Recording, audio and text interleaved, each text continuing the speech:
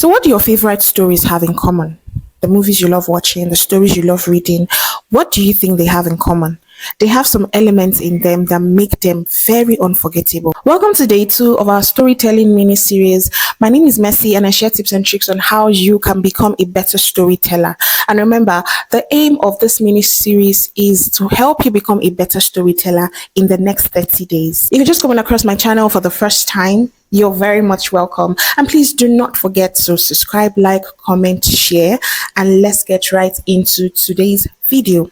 So the topic for discussion today is the core elements of a great story. For a story to be called a great story, it is supposed to have these 4 elements. 1, a relatable character. 2, emotions. 3, conflict. And 4, tension. For a relatable character, every great story is supposed to have a character that the audience can relate and connect to because it is the heart of your story. So make sure that you make this character an intriguing and interesting one. 2 is emotions. Now, storytelling cannot do without emotion because it has the power to make your audience feel something. So for a story to be tagged great, all the emotions are supposed to be there. If it's joy, if it's fear, if it's sadness, if it's anxiety, these emotions are supposed to be displayed for that story to turn out great. Number 3 is conflict.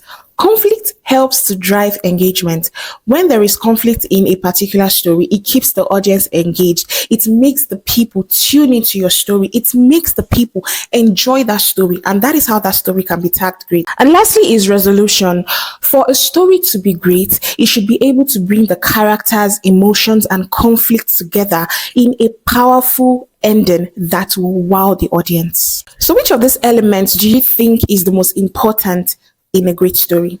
Let me know in the comment section. And that brings us to the end of today's mini series. Remember, we talked about the core elements of a great story. And if you found this video helpful, please don't forget to like, comment, and share. And I'll see you in my next video. Bye.